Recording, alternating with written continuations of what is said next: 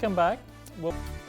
Welcome back. A great deal of misinformation has been propagated for a very long time regarding the nature and proper treatment of osteoporosis.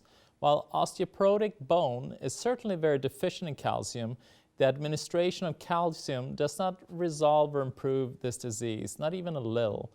Osteoporosis is a focal scurvy, vitamin C deficiency of the bones, and a restoration of an appropriate balance of antioxidants led by vitamin C is essential to the reversal of this disease and the subsequent growth then of new healthy bone.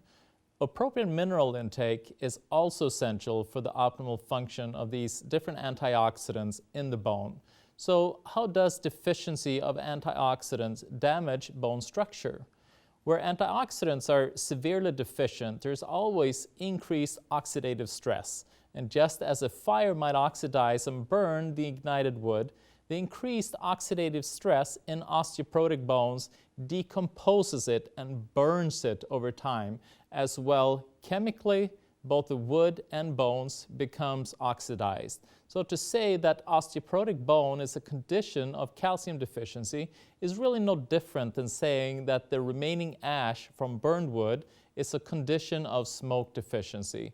And just as there is no way to restore the normal structure of burned wood with the smoke that came out of it, there is also no way to restore osteoporosis to normal bone with the calcium that emanated from it. So as you can see, there are a lot of factors that are involved when you're dealing with bone health. It's not just throwing calcium right at it.